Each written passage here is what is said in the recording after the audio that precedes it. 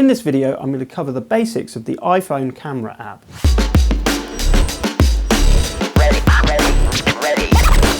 Although you might know a lot of this stuff already, please watch it through, as some of these basic concepts are really important. To access the camera on the fly, you can simply swipe up the camera icon on the unlock screen.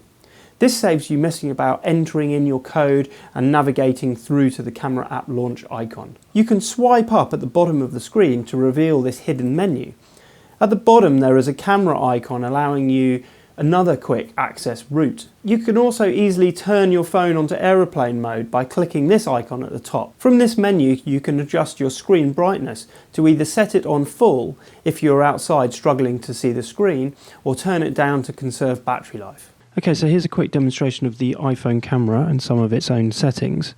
Obviously now it's set on photo, so I just swipe up to video, and basically now I'm not actually seeing the full screen, so I have to double tap on the screen and that actually makes it widescreen. That is because I'm using an iPhone 4S. On the 5s and 6s it automatically goes widescreen, so don't worry about that. Here's a quick demonstration of the focus and aperture lock feature within the standard iPhone app. Okay, so here's our subject, and as you can see the app's having a bit of a nightmare trying to focus if I move the subject around. So we're just going to record a little piece now, and you can see it's it's struggling to focus on my cutout of my face. It's focusing on the background a bit, and it's having a bit of a nightmare.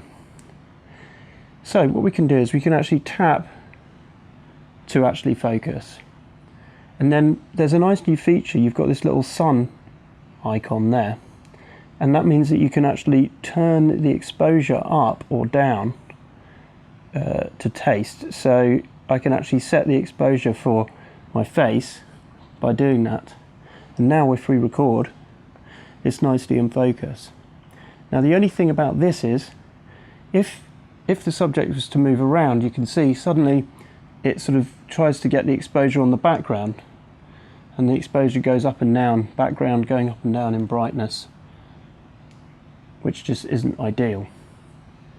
So what we can actually do is we can actually tap and hold, and that does the auto exposure and autofocus lock.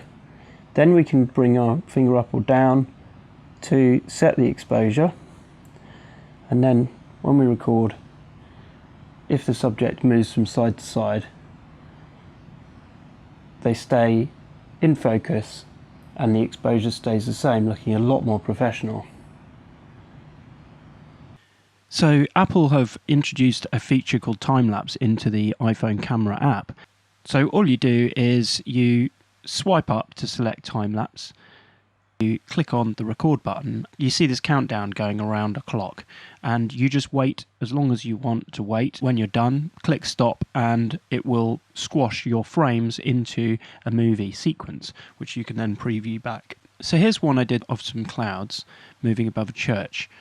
It's a little bit limited because you can't set the interval, so the space of time between each frame that it takes.